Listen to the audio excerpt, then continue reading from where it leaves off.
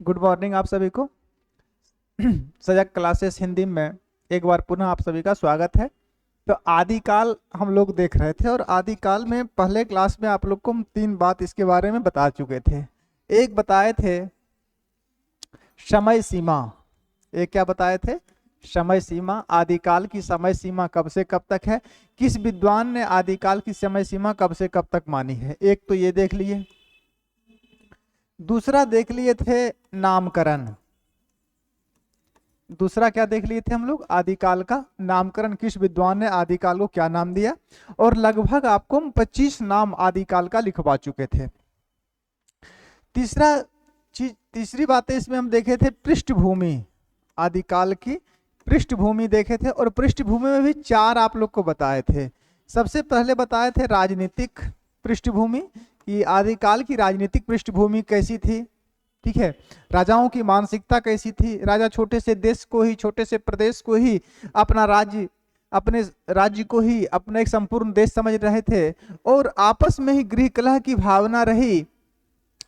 तो ये जिसके कारण कोई केंद्रीय सत्ता स्थापित नहीं हुई थी।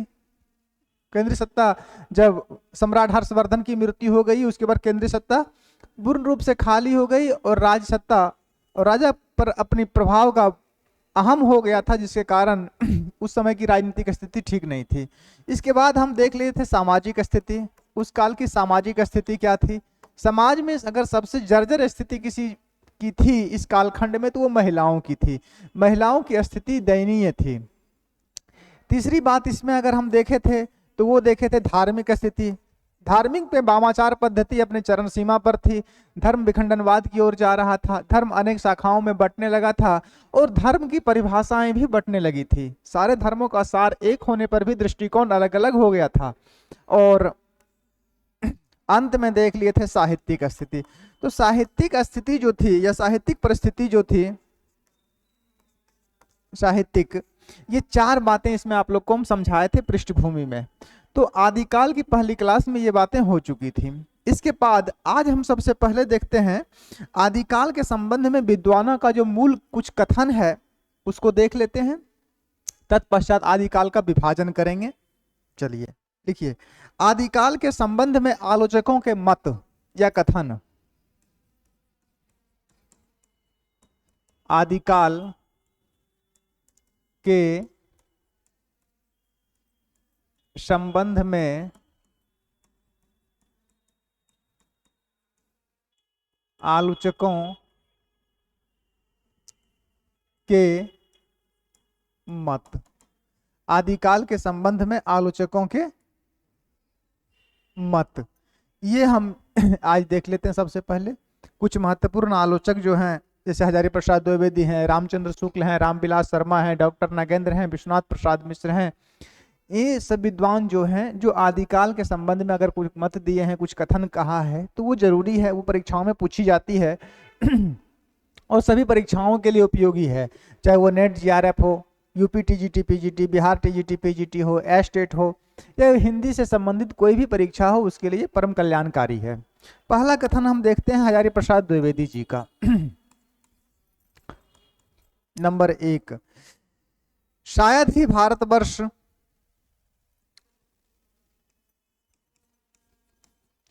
शायद ही भारतवर्ष, ये कथन जो है वो आवश्यक है और कथन याद करना भी परम जरूरी है आप लोगों के लिए। पूछ दे सकता है कि ये कथन किनका है। शायद ही भारतवर्ष के साहित्य के इतिहास,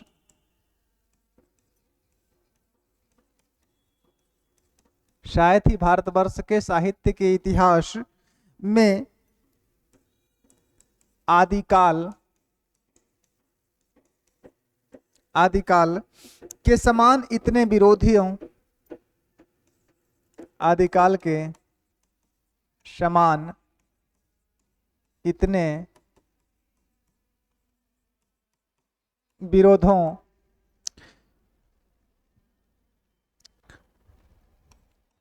स्वतः व्याघातों, जो खुद में ही व्याघात करने लगे थे, व्याघातों का युग शायद ही भारतवर्ष के साहित्य के इतिहास में आदिकाल के समान इतने विरोधों, स्वव्याघातों का युग कभी आया होगा, कभी आया होगा। ये कथन किनका है? ये कथन हजारी प्रसाद द्विवेदी का है। किनका कथन है ये आचार्य हजारी प्रसाद द्विवेदी जी का कथन है।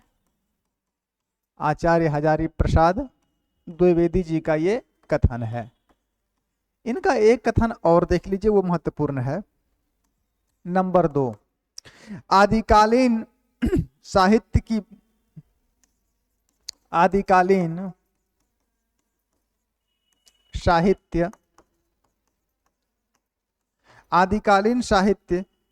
भाषा की दृष्टि से,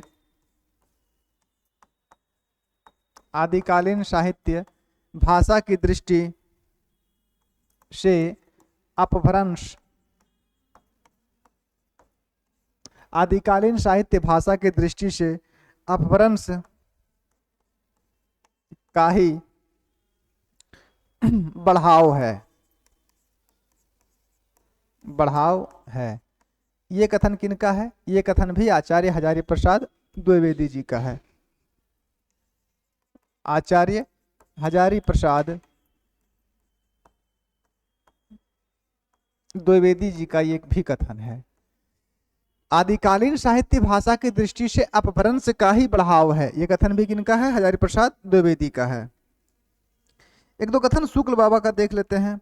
अपभ्रंश की, चलिए अगले पेज में देखते हैं। ये दोनों कथन लिख लिए। नंबर 3, अपभ्रंश की अंतिम, प्राकृत की अंतिम। नंबर 3, प्राकृत की अंतिम अपभ्रंश अवस्था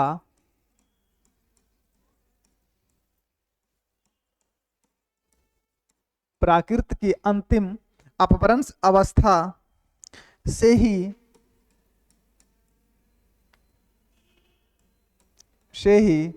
हिंदी साहित्य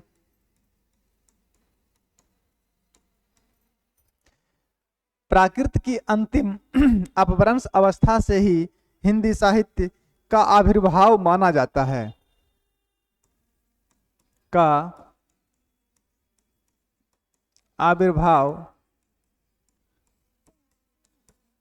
माना जाता है। यह कथन किनका है? यह कथन शुक्ल बाबा का है। आचार्य रामचंद्र शुक्ल का है। ये आचार्य रामचंद्र शुक्ल जी का ये कथन है।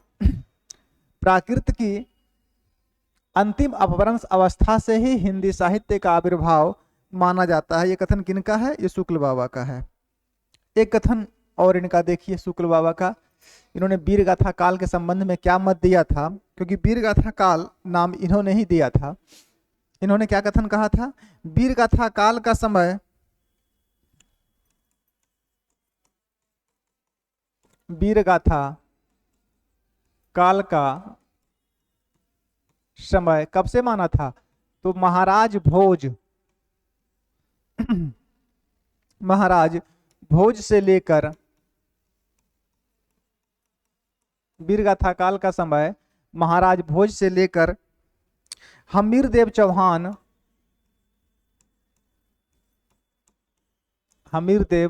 चौहान के कुछ पीछे, वीरगाथा काल का समय महाराज भोज से लेकर हमीरदेव चौहान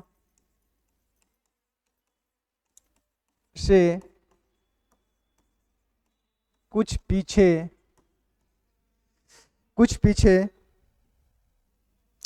तक समझना चाहिए। ये कथन किनका है?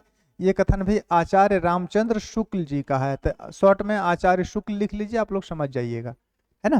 तो ये दो कथन किनका है? शुक्ल बाबा का है। दो कथन पहले आप लोग को हजारी प्रसाद द्विवेदी जी का लिखा दिए, दो कथन इनका। ये सब परम कल्याणकारी है, याद रखेंगे। कथन बहुत कम आप लोग पढ़ते भी होंगे। तो ये कथन वाला जो क्लास है आज, कि आदिकाल के संबंध में आलोचकों का जो कथन है, ये आलोचकों के मत, ऐसे कर लीजिए, कथन भी इसको बोल सकते हैं आप लोग। तो ये क्लास महत्वपूर्ण होगी और इससे परीक्षा में प्रश्न पूछे जा सकते हैं।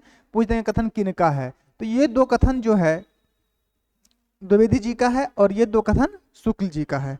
शुक्ल जी के बाद जो महत्वपूर्ण कथन है उन्हीं को लिखाएंगे, ज्यादा कथन आप लोग को हम नहीं लिखाएंगे। एक कथन लिखिए रामस्वरूप चतुर्वेदी जी का, कथन नंबर 5 रामस्वरूप चतुर्वेदी जी का। लिखिए आदिकालीन कवि, आदिकालीन कवि मनुष्य को, आदिकालीन कवि मनुष्य को ईश्वर के रूप में, ईश्वर के रूप में चित्रित करना चाहता है, ईश्वर के रूप में चित्रित करना चाहता है। यह कथन किनका है?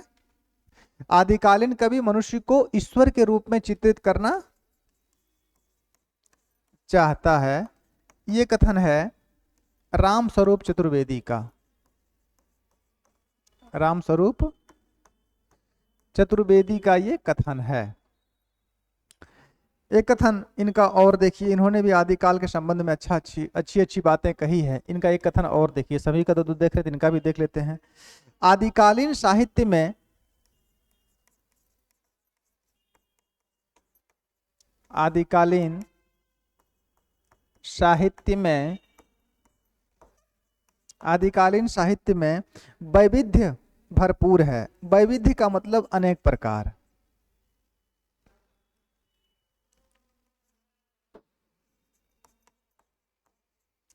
वैविध्य भरपूर है। आदिकालीन साहित्य में वैविध्य मतलब अनेकता, अनेक प्रकार की घटनाएं, अनेक प्रकार की विचारधाराएं, अनेक प्रकार के मत, अनेक प्रकार की सामाजिक स्थिति, अनेक प्रकार की धार्मिक स्थिति, तो वैविध्य, विविध से वैविध्य बना है। आदिकालीन साहित्य में वैविध्य भरपूर है, विषयों का, विषयों का, काव्य रूपों का, विषयों का, काव्य रूपों का, काव्य भाषा के आधार रूपों का, विषयों का, काव्य रूपों का, काव्य भाषा के आधार रूपों का, काव्य भाषा के आधार रूपों का। यह कथन किनका है? यह कथन भी रामस्वरूप चतुर्वेदी का ही है, रामस्वरूप चतुर्वेदी जी का भी यही कथन है। तो कथन संख्या कितने हो गए? टोटल 6। कुछ कथन और देखते हैं। एक कथन देखिए विश्वनाथ प्रसाद मिश्र का, उनका भी कथन महत्वपूर्ण है। चल रहे हैं, आदिकाल के संबंध में आलोचकों का ये मत था। 6 7 नंबर पर, 7 नंबर पर आइए। आदिकालीन साहित्य,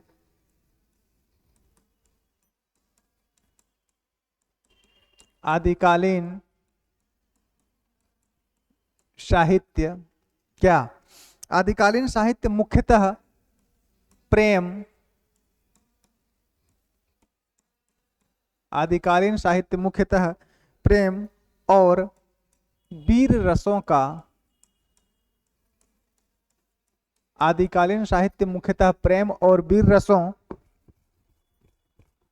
से संबंधित है, वीर रसों से संबंधित है। यह कथन किनका है? यह कथन है आचार्य विश्वनाथ प्रसाद मिश्र का, आचार्य विश्वनाथ प्रसाद मिश्र का ये कथन है। एक कथन लिखिए रामकुमार वर्मा जी का। रामकुमार वर्मा जी का कथन क्या लिखना है? लिखिए आदिकालीन साहित्य परस्पर, आदिकालीन साहित्य परस्पर, आदिकालीन साहित्य परस्पर अंतर विरोधों का साहित्य है। आदिकालीन साहित्य परस्पर अंतर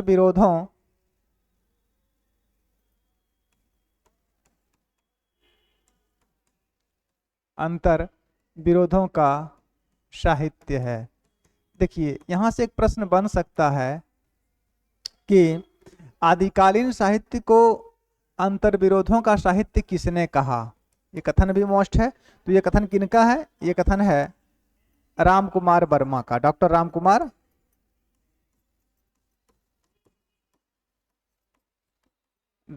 कुमार वर्मा जी का ये कथन है। यहां से एक प्रश्न बन सकता है कि एक नाम भी मिल गया कि अंतर विरोधों का साहित्य। तो अंतर विरोधों का साहित्य किसे कहा जाता है? आदिकाल को। और आदिकाल को अंतर विरोधों का साहित्य किसने कहा? तो राम कुमार वर्मा ने कहा। एक कथन ये मोस्ट हो गया। एक बात और लिख लीजिए। अच्छा, आदिकाल को अंतर विरोधों का साहित्य राम कुमार वर्मा ने कहा है और अंतर्दृष्टि लोक प्रवृत्ति का युग किसने कहा है? तो एक बात और लिख लीजिए, एक कथन और लिख लीजिए अंतिम। आदिकाल को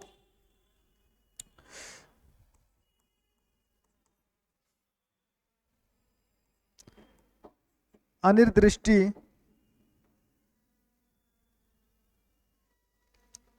आदिकाल को अनिर्दृष्टि अनिर्दृष्टि ने आदिकाल को अनिर्दिष्ट लोक आदिकाल को अनिर्दिष्ट लोक प्रवृत्ति का युग, लोक प्रवृत्ति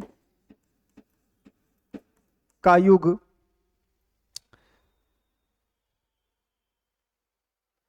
आदिकाल को अनिर्दिष्ट लोक प्रवृत्ति का युग आचार्य रामचंद्र शुक्ल ने कहा।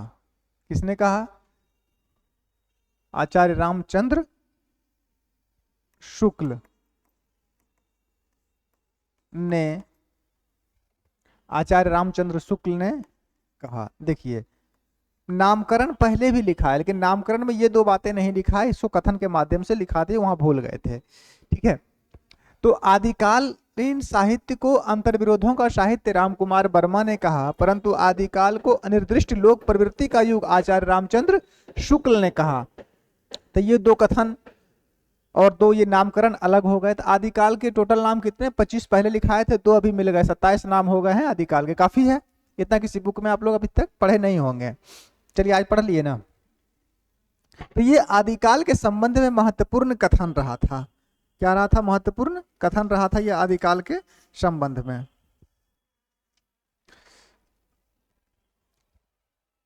तो आज की जो क्लास हो रही है इसमें सबसे पहले हम क्या देख रहे हैं? ये आदिकाल पर आज दूसरी क्लास है। पहले क्लास में ये सब चीजें हम देख रहे थे और आज सबसे पहले हम आलोचकों के कथन देख लिए थे राम को, जिनमें आदिकाल के संबंध में। तो जो महत्वपूर्ण कथन था, जो परीक्षा की दृष्टि से उपयोगी है, वो आप लोगों को लिखा दिए हैं।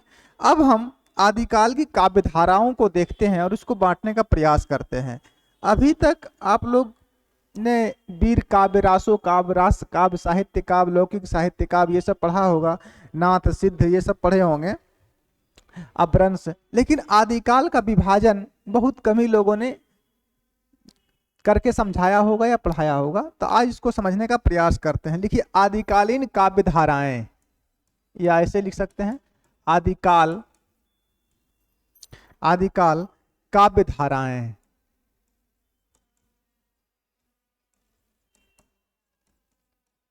आदिकाल काव्य धाराएं। देखिए इस तरह से पढ़ाने में क्या है कि ये एक मैप की तरह आपके मन मस्तिष्क में फिट हो जाएगा और इसको हम बांट देते हैं। ठीक है, आदिकाल काव्य धाराओं को कितने रूपों में बांटा जा सकता है वो आप लोगों को सरल करने के लिए हम आप लोगों को बांट देते हैं।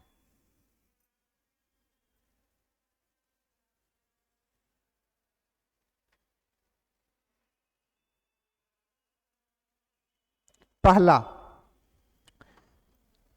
सिद्ध साहित्य।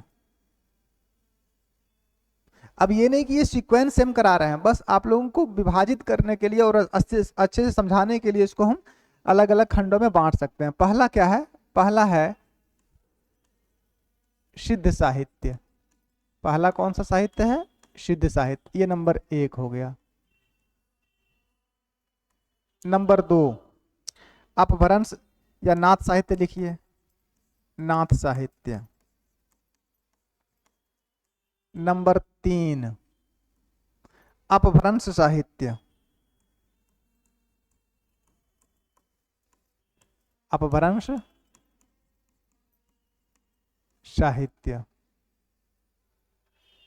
सिद्ध साहित्य, नाथ साहित्य, अपभ्रंश साहित्य। नंबर 4 रासो साहित्य, रासो साहित्य। नंबर 5 रास या जैन साहित्य, रास या जैन साहित्य। ठीक है, सिद्ध साहित्य, नाथ साहित्य, अपभ्रंश साहित्य, रासो साहित्य, रास या जैन साहित्य। ठीक है, कितना हो गया टोटल? 1 2 3 4 5। छठे भाग में इसको करिए, इसको कीजिए लौकिक साहित्य। क्या कीजिए इसको? लौकिक साहित्य, लौकिक साहित्य।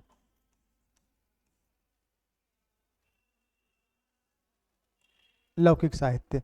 और लौकिक साहित्य को फिर 2 भागों में बांट देंगे। लौकिक साहित्य को फिर 2 रूपों में बांट देंगे।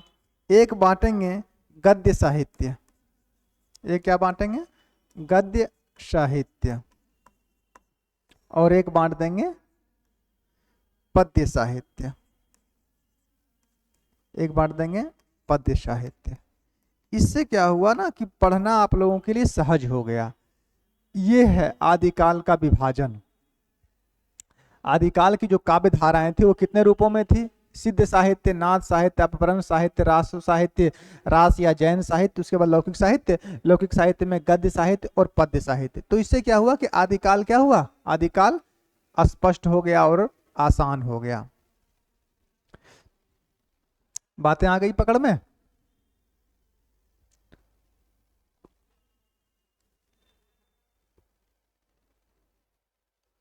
चलिए, तो आदिकाल की काव्य धाराएं ये इस रूप में थी। आप लोग इसको लिख लिए हैं, तो इसको आगे बढ़ते हैं और अब प्रत्येक को हम लोग देखते हैं। आज हम सिद्ध साहित्य को शुरू करते हैं। दासो साहित्य में आज की क्लास जो होगी वो किस पर होगी? सिद्ध साहित्य पर होगी।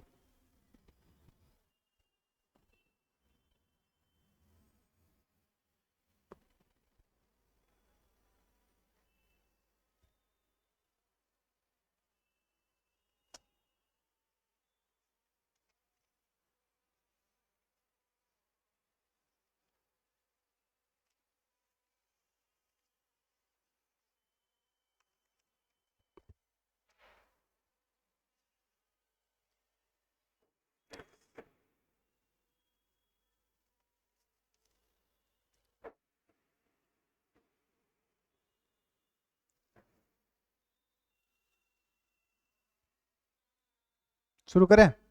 चलिए, आज देखते हैं हम लोग सिद्ध साहित्य को। पहले तो ये बताइए कि ये सिद्ध होता क्या है। इस सिद्ध साहित्य पढ़ेंगे, इसमें सिद्ध शब्द का मतलब क्या है, ये सिद्ध क्या है।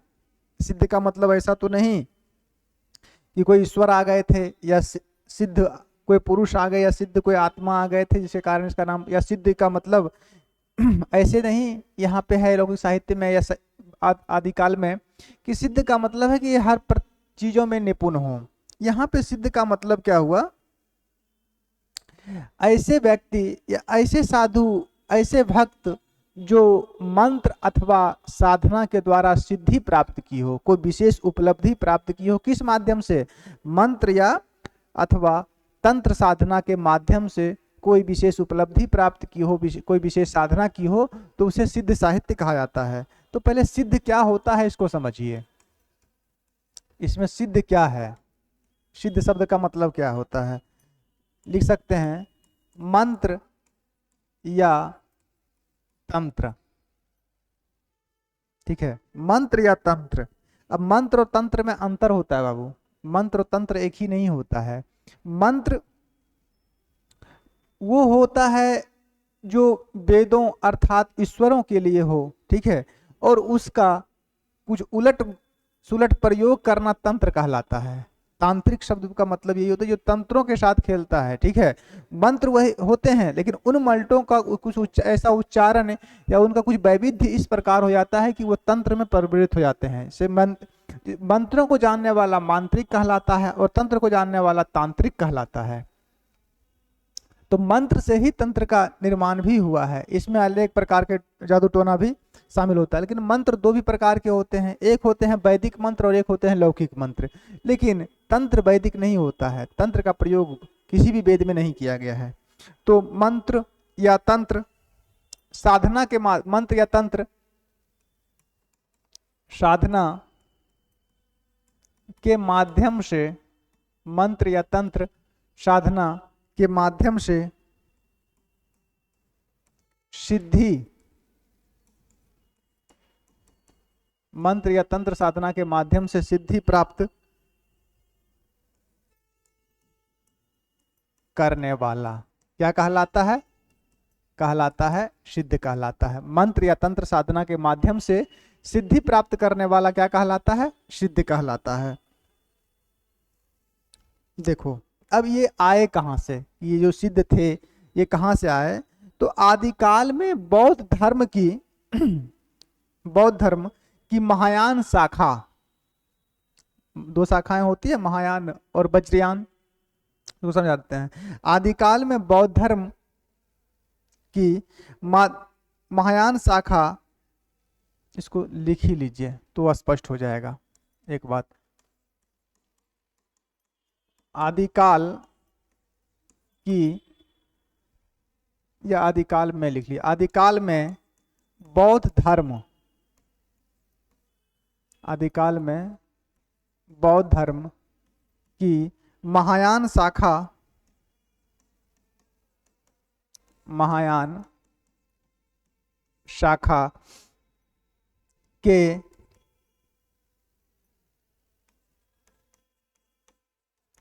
वज्रयानी या सहजयानी,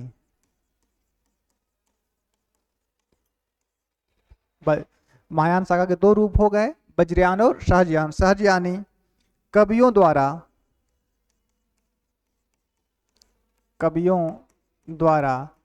अपने धर्म, आदिकाल के बौद्ध धर्म की महायान शाखा के वज्रयानी या सहजयानी कवियों द्वारा अपने धर्म का प्रचार प्रसार, अपने धर्म का प्रचार प्रसार करने के लिए, प्रचार प्रसार करने के लिए जिस साहित्य की रचना, जिस साहित्य की रचना जन भाषा में हुई, साहित्य की रचना जन भाषा में हुई उसे सिद्ध साहित्य, जन भाषा में हुई उसे सिद्ध साहित्य, उसे सिद्ध साहित्य के नाम से जाना जाता है, उसे सिद्ध साहित्य के नाम से जाना जाता है। समझ गए? बौद्ध धर्म आदिकाल में बौद्ध धर्म की महायान के वज्रयानी या सहजयानी कवियों द्वारा अपने धर्म का प्रचार प्रसार करने के लिए जिस साहित्य की रचना जन भाषा में हुई उसे सिद्ध साहित्य के नाम से जाना जाता है। ये सटीक परिभाषा हो गई किसकी? सिद्ध साहित्य की। और सिद्ध क्या होता है? तो मंत्र या तंत्र साधना के माध्यम से सिद्धि प्राप्त करने वाला क्या कहलाता है? सिद्ध कहलाता है। अब इसके बारे में कुछ विशेष बातें आप लोगों को जानना परम आवश्यक है। लिखिए थोड़ी सी मूल बातें, फिर आगे हम लोग चलेंगे। देखिए सिद्ध साहित्य, यहां से प्रश्न आएंगे। सिद्ध साहित्य के संबंध में कुछ महत्वपूर्ण तथ्य। सिद्ध साहित्य के संबंध में कुछ महत्वपूर्ण तथ्य। अब ये तथ्य लिखा रहे हैं, इसका मतलब है कि ये परीक्षा के लिए परम कल्याणकारी है आप लोगों के लिए। समझे कि नहीं समझे जी? समझ गए ना?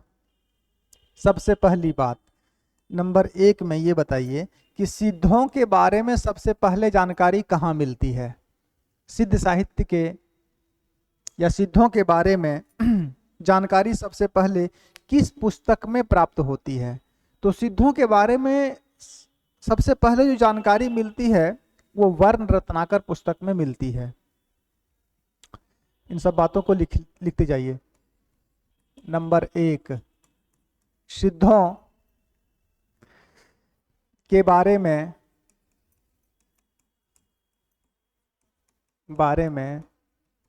सबसे पहले सिद्धों के बारे में सबसे पहले वर्ण रत्नाकर, सिद्धों के बारे में सबसे पहले सिद्धों के बारे में सबसे पहले जानकारी, सिद्धों के बारे में सबसे पहले जानकारी वर्ण रत्नाकर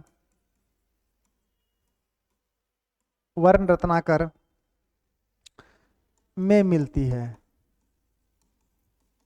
वर्ण रत्नाकर पुस्तक में मिलती है। एक बात तो ये हो गई कि सिद्धों के बारे में सबसे पहले जानकारी कहाँ से मिलती है, किस पुस्तक से? तो वर्ण रत्नाकर से मिलती है। अब ये बात आ गई कि ये वर्ण रत्नाकर है क्या? तो वर्ण रत्नाकर एक पुस्तक है और इसके रचनाकार कौन है? ज्योतिश्वर ठाकुर हैं। परंतु वर्ण रत्नाकर में कितने सिद्धों के बारे में जानकारी मिलती है? सभी के बारे में क्या? सिद्धों की संख्या जितनी है सबों के बारे में जानकारी मिलती है? नहीं, वर्ण रत्नाकर में सिर्फ और सिर्फ 78 सिद्धों की जानकारी मिलती है। केवल कितना? 78 सिद्धों की जानकारी।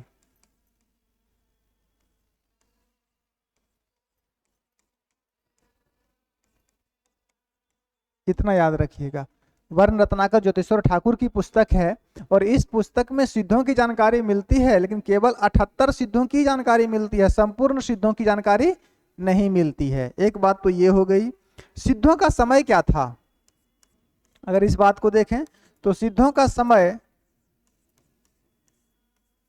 देखो बाबू, जो लिखा रहे हैं वो परम ऑथेंटिक है, इसमें कोई इंतु किंतु परंतु नहीं है, वो पूर्णतः प्रमाणिक है, कोई काट नहीं सकता है।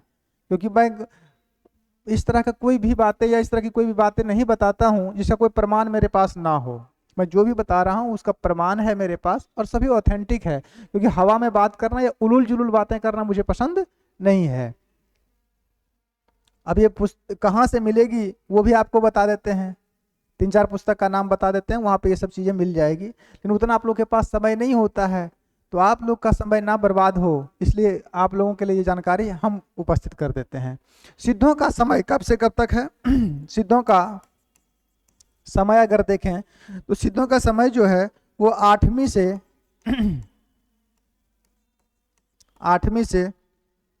13वीं सदी है। 8वीं से 13वीं सदी है। सिद्धों का समय क्या है? 8वीं से 13वीं सदी का समय माना जाता है सिद्धों के बारे में। सिद्धों का प्रमुख केंद्र क्या हुआ था या कौन कौन सा था? सिद्धों का प्रमुख केंद्र, सिद्धों का प्रमुख केंद्र कहाँ है? तो सिद्धों का प्रमुख केंद्र जो है वो श्री पर्वत था। श्री पर्वत पर रहते थे।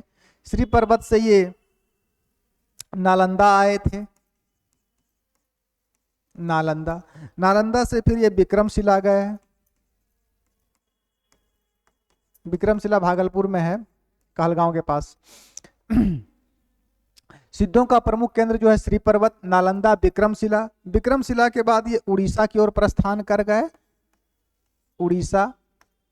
उड़ीसा से फिर ये बंगाल गए। बंगाल से असम होते हुए ये कहाँ चले गए, नेपाल चले गए। सभी जानकार रास्तों की जानकारी नहीं लेना है, इनकी खोज नहीं करनी है। तो सिद्धों का प्रमुख केंद्र कौन कौन सा है, तो श्री पर्वत है, नालंदा है, विक्रमशिला है, उड़ीसा, बंगाल और नेपाल में इनका स्थान मिल जाता है। बाद में मुस्लिम आक्रमणों से आक्रांत होकर ये भूटान भी चले गए थे। भूटान को सिद्ध साहित्य के समय या इस समय भोट देश कहा जाता था। याद रखिएगा, भूटान जो अभी नाम है भूटान देश का, तो उसका प्राचीन नाम भोट देश था।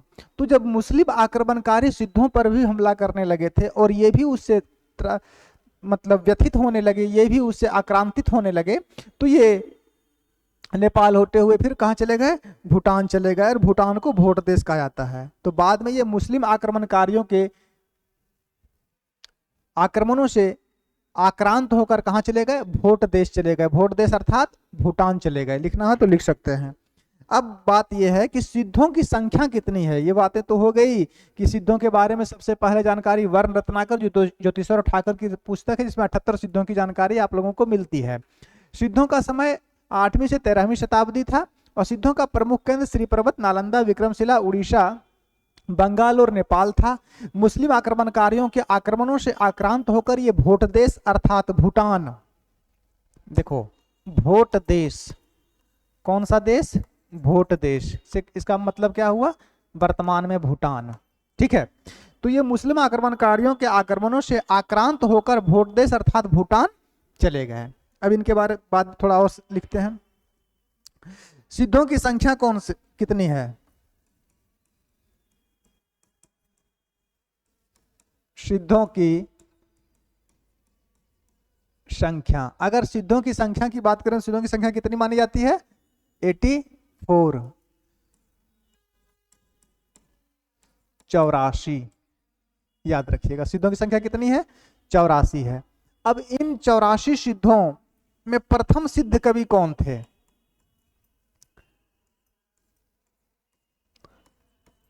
प्रथम सिद्ध कवि, ये सब परम जरूरी है। प्रथम सिद्ध कवि कौन हुए थे, तो प्रथम सिद्ध कवि कौन हुए थे, तो प्रथम सिद्ध कवि सरहपा हुए थे।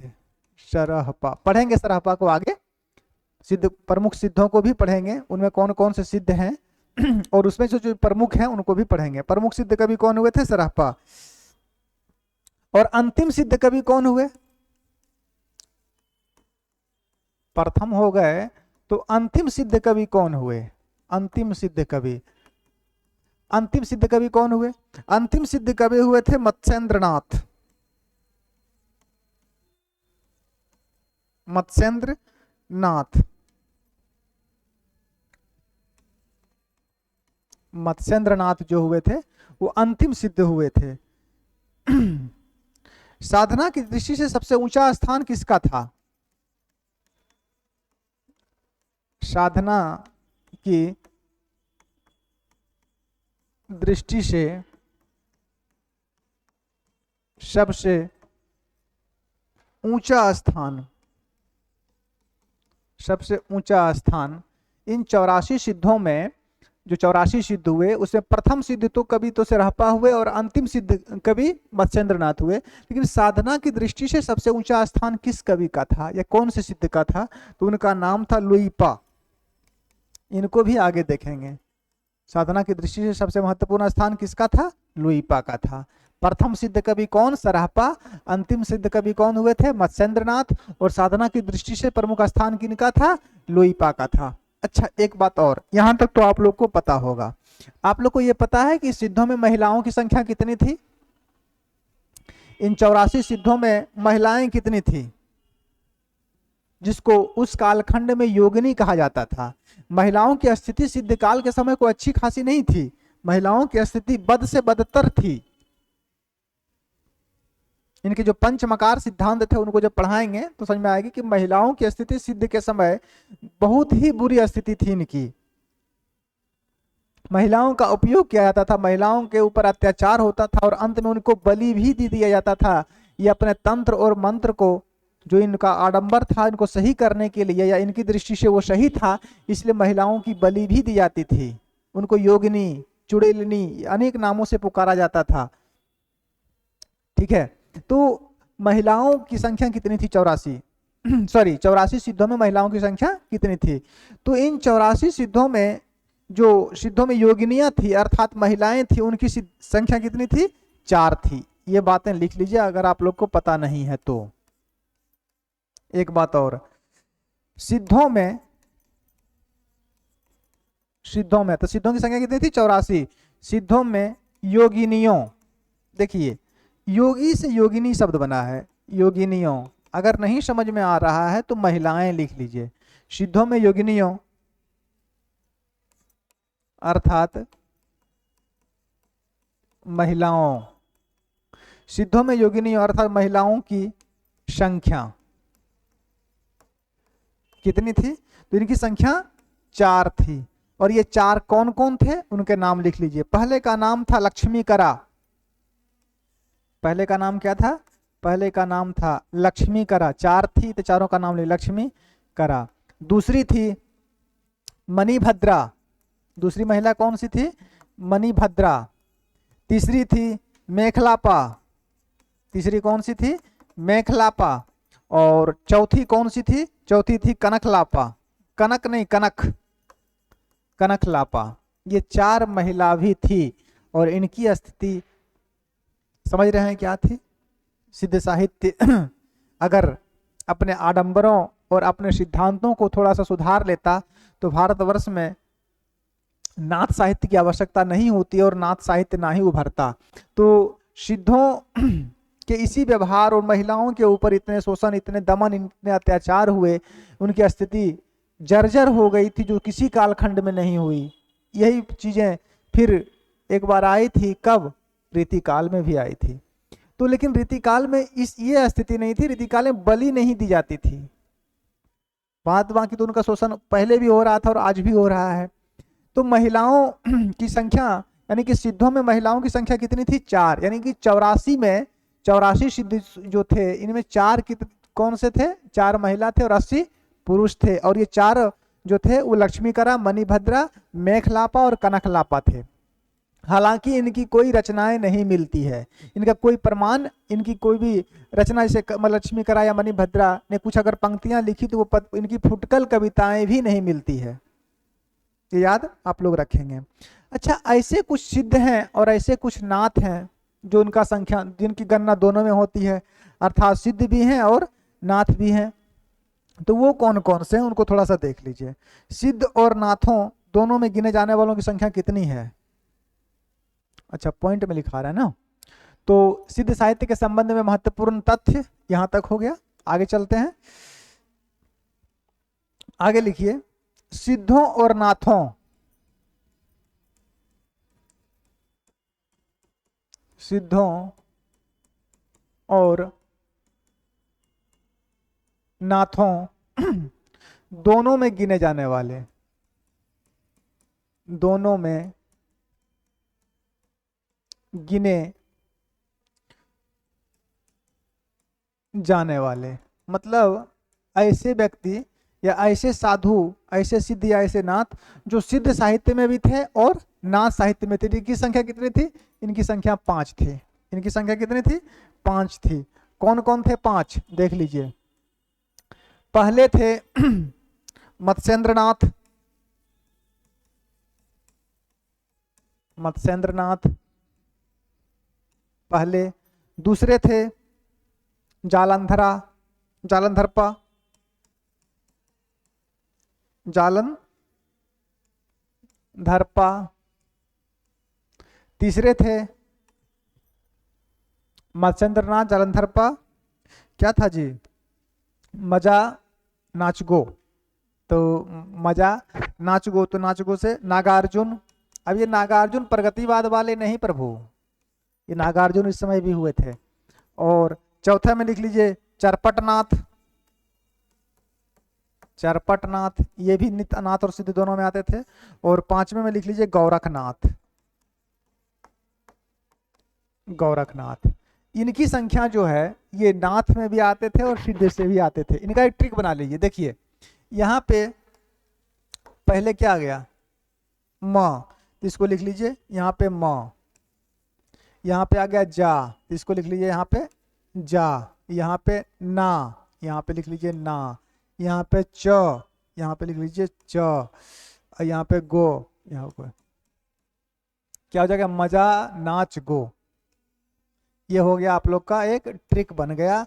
ट्रिक किसका, जो नाथ और सिद्ध दोनों में गिने जाते हैं। तो मजा नाच गो, मजा नाच गो अर्थात ऐसे सिद्ध, मौ से मत्स्येंद्र नाथ, जौ से जालंधर पा, नौ से नागार्जुन और चौ से चरपट नाथ और गौ से गोरखनाथ। मतलब ये 5 जो हैं जो नाथ और सिद्ध दोनों में गिने जाते हैं। स्पष्ट हो गया। तो ये 5 क्या थे, ऐसे सिद्ध थे जो नाथ में भी आते थे और सिद्ध में भी आते थे।